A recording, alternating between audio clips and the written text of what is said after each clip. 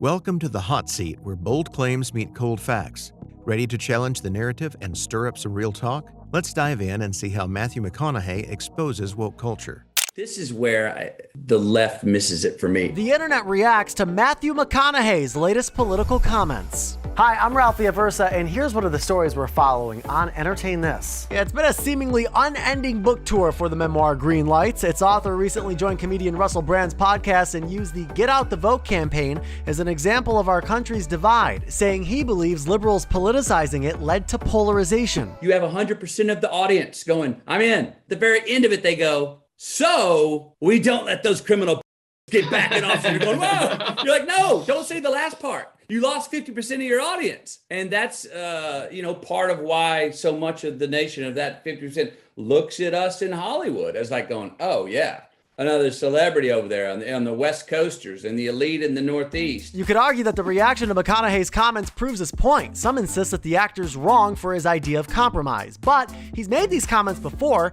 yet people are now just reacting. Here was McConaughey in October on Fox and Friends. I'm actually aggressively centric in this way. I'll meet you in the middle here, and we've got to come together as a country. McConaughey believes the only way that can happen is if we stop ignoring those who don't share our... Matthew McConaughey recently discussed political polarization in the U.S., suggesting that liberals' approach to campaigns like Get Out the Vote may alienate conservatives.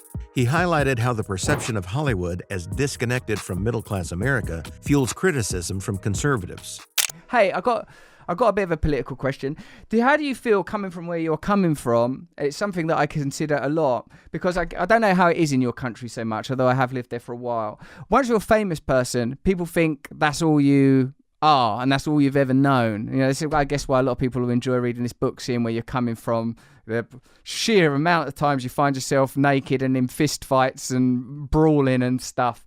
Like, sometimes I feel that people don't reckon that people come from anywhere. Now, we live in a time, I feel, in my country and yours, where there's this sort of, I have sensed a lot of condemnation and criticism of what I might describe as ordinary working people, a kind of offhandedness of like, oh, they're dumb, they're voting for Brexit, they're voting for Trump. I don't like it, and I don't like to hear it because of my own experiences and my own upbringing, which I'll happily testify are not nearly so dramatic as yours there, but like in terms of where I sit in a class grid, it's, you know, like and I spend enough time with people that are being described in this manner to feel ill at ease with it. How do you feel about like that kind of judgment? How do you feel when you talk about these values that you were describing earlier? Do you feel that there is a way of meshing together these apparently disparate groups now, these liberal professional classes and these what you might describe as working ordinary people of any color or variety? That's my hope. I do think so, because the work I've got to do is defining the science behind why they're valuable, the science behind why they work, the science behind why that doesn't mean you have to now come over, and it doesn't mean that you're coming over to the proverbial other side. I say this, I say, I'll meet you in the middle. I actually think that is more of a dare right now than it's ever been. Yeah. That spot again is not like, oh no, not going there. Somebody said to me that it's, oh yeah, meet you in the middle. You know, it's in the middle of the road, McConaughey, yellow lines and dead armadillos. I said, let me tell you something, bud. I said, I'm walking down the yellow line right now, and the armadillos are running free, having a great time. I said, you know why? I said, the other two sides, the two vehicles on either side of the political aisle are so far apart, their fucking tires aren't even on the pavement anymore. I mean, so trust me, it's free over here. There's plenty of room, And I almost feel like it's a move to say, no, let's get aggressively centric. I dare you. It's not a recession. It's an aggressive move. And if it's framed like that, one, I think that can relate to a lot of people on the right of going, well, you dare me? It's like this COVID thing. It's like... In this conversation between Matthew McConaughey and Russell Brand, they discuss politics, societal values, and how certain groups are perceived. particularly working class people. Brand expresses concern about the condescension often directed toward ordinary working people, and mentions how there is a tendency to dismiss them as uninformed when they support causes like Brexit or Trump. Had to go, whoa, this enemy doesn't want hand-to-hand combat. Don't run out on the street with your gun and knives to try and fight this one. That's what he wants. You know what I mean? It's actually an aggressive move to actually stay home. You know what I mean? But it had to be reframed in a little bit. Look, on the other side, on the far left, that would go, well, there is a lot on that illiberal left that absolutely condescend, patronize, and are arrogant towards that other 50%.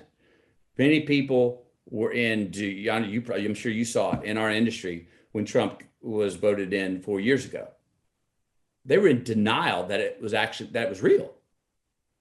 And some of them were in absolute denial. And even now, we're going to see if we can stabilize coming out of, looks like Biden's our guy. Well, now you got the right that's in denial because they're saying it's fake news. And I understand they've been fed fake news. No one knows who the hell to believe, right? So they're putting down their last bastion of defense. So, that left has to see, this is, I want to stay on topic, but this is where the left misses it for me, just as far as being a marketeer of a political side.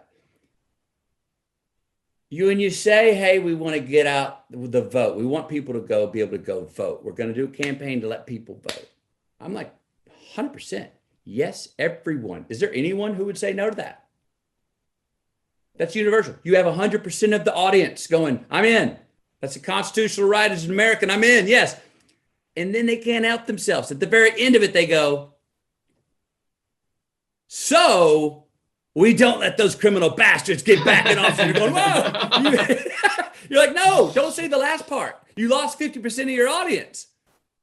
And that's, part of why so much of the nation of that 50% looks at us in Hollywood as like going, oh, yeah, another celebrity over there on the West Coasters and the elite in the Northeast. And that's what y'all say. Because even from just a sales point of view, don't tab that gotcha on the end. And then you have your audience is twice as big and you're getting what you want. You're getting twice as much as you're getting two times as much as you would if you just didn't tab on that little stick it to them at the end. It's going to the left is going to have to understand the science of the values and the meat in the middle. The left will have to understand, okay, I understand I can add this up neurologically, scientifically. I see I see the supply, I understand the demand. McConaughey agrees, emphasizing the importance of meeting in the middle, which he sees as an increasingly bold move. He points out that the political extremes on both sides have created a divide, making centrism a more courageous stance. I see the credit sheet. I see the numbers. The numbers work out. It's scientific because it's got to be more than just feel good. I believe there is science to it. I need to still working on what is that measurement of those values. Is that measurement that, say, if my first pilot city is Austin, Texas, is that measurement, a friend of mine said this the other day, is a possible measurement that 10 years down the road, Austin is the B Corp capital headquarters of the world? That'd be a pretty cool measurement. What's the crime rate? What's the divorce rate? What's the rate of how happy our employers are? Can we have a place where businesses also have the same values that Austin, Texas has businesses that have the highest rate of happiness, percentage of happiness for employers that work for somebody? So I'm working out those measurements with the value campaign. And if I can get those, that's something measurable that I can hand you in the elevator pitch and go, here's what I'm talking about. Yeah, that's very cool. And even within that, this suggestion of alternative metrics is the idea that our entire way of measuring what is valuable has been biased to such a alarming degree that it's created this kind of chasm of mistrust. Everyone knows that if you can't participate economically in this system, you are not valuable, you will not be heard. I think that's fascinating, because it sort of does seem in the type of economic and social systems that we're currently living within are experiencing a sort of end game, and people are reluctant to hear alternatives and what that might look like. So I think that sounds real bold work, Matthew, to look into the metrics. What do we especially in America tell you you're successful for? What do we give you a praise on the back? What gets you the front seat, the best seat at the table, to the front of the line? Fame and money. Fame and money. Boom. You know, there we go. That's 1 and 2. You know, so, you know, there was like 10,000 young 13-year-old girls were interviewed. There was a poll. This is about, I think, 10, 12 years ago. So what do you want to do? I want to be famous. How are you going to get famous? I think over 30% of the answers was, I'm going to make a sex tape. Wow, fucking hell. Now, come on now. I think we can all agree on both sides. Hey, now, wait a minute. We got our values skewed about what people will do to get there. Again, it's short money. It's today with social media. I raise myself up momentarily. I feel my ego momentarily if I put you. They also touch on how fame and success are often measured by fame and money, with young people believing that making a sex tape could be a way to achieve that fame. McConaughey calls this short money, highlighting the fleeting nature of such achievements. Brand reflects on the broader societal pressures, explaining how education and culture often promote the idea that individuals are only valuable if they fit into the economic system. Didn't change the way I saw the world or the way I viewed reality or healthy sexual interactions or anything like that. You had said when you were in Australia, when you were much younger, for the year that you committed to be there, the suffering and the loneliness there were two of the most important sacrifices of your life. Why? I didn't have anything to rely on. I didn't have friends. I didn't have family. I didn't have a car. I didn't have a job with money, putting money in my pocket. I was in the middle of nowhere in Australia. And so I was lonely. I was alone. I was suffering, trying to figure out the hell am I about and who am I in this world? And I only had one person to rely on to get through it, me. That's a sacrifice. That's a solitudinal sacrifice, but a very valuable one if you get through it. During this time, you were also molested by a man while you were knocked unconscious. How did that affect you? Well, one, I remember being extremely grateful that I'd come to and sort of woke up with enough time and consciousness to defend the situation. Matthew McConaughey spoke about how experiencing sexual abuse did not change his view of the world or healthy relationships. I mean, mentally, it didn't eschew anything in my mind. It didn't change the way I saw the world or the way I viewed reality or healthy sexual interactions or anything like that. It was very clear to me that I was in a very unfortunate situation. It was also very clear to me that I wanted to get the hell out as far away from it as I could get.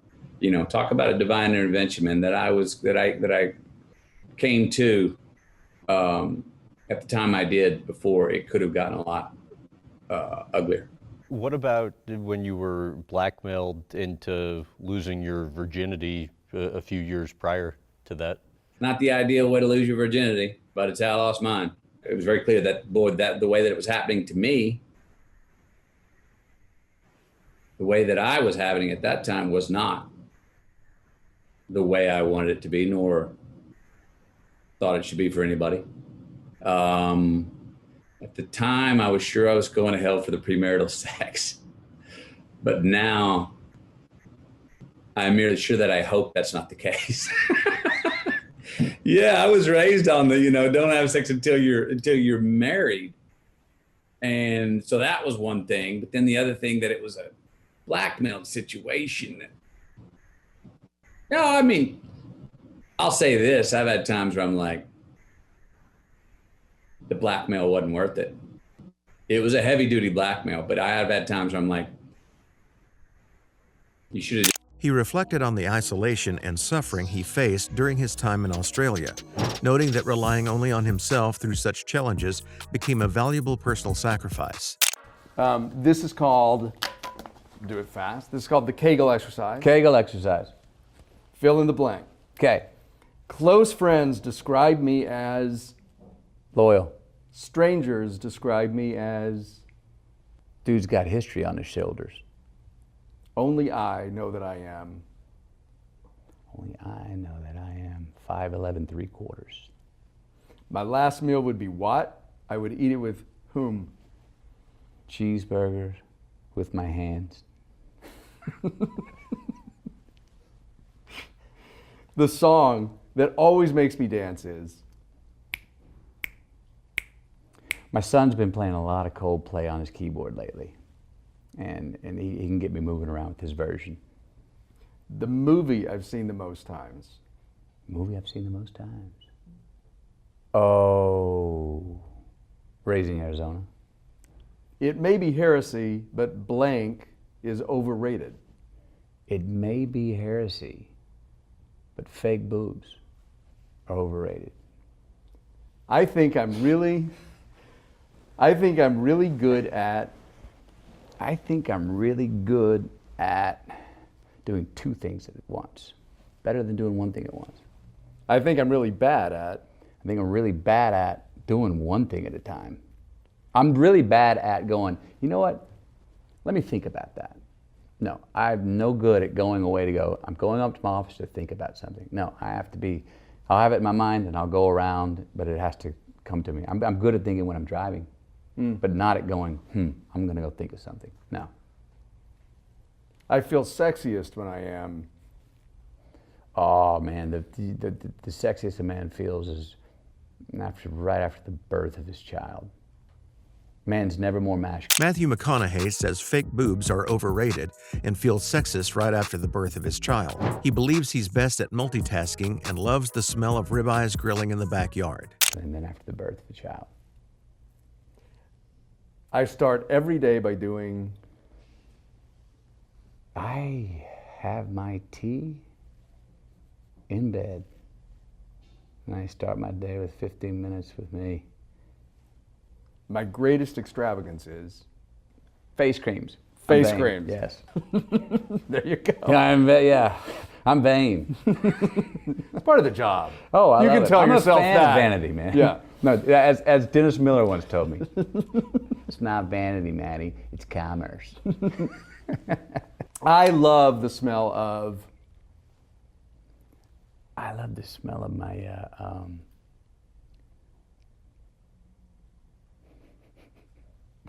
The smell. Man, I love the smell. I love the smell of the ribeyes on the grill in the backyard. Yeah. What were you thinking about when you started laughing? Well, it was something to do with the kids, but then I remember, you know what? No, not that. Even they had bad breath in the morning. But I was going to say I love the sound of their laughter. That's my favorite sound. But the smell of ribeyes on the grill. I could talk about blank for hours on end. Sports. And I can sum up my life in this bumper sticker. I could sum up my life in this bumper sticker. Boy, you've teed me up just gloriously there. I'm just not going to give it to you. Because there already is a bumper sticker. There's t-shirts and dog bowls and flip-flops that I just keep living in. All right on them. But I'm going to sum up my life. Oh, you already have summed up your life in a bumper sticker. No. In process, baby. In process. That's not as nice. fun as those other two, but more accurate. Wiser. Maybe. More factual. ... Some people have etc. He starts every day with tea in bed and 15 minutes of reflection. McConaughey describes his greatest extravagance as face creams and sums up his life with the phrase, "just keep living." Click here to check out more wokey videos.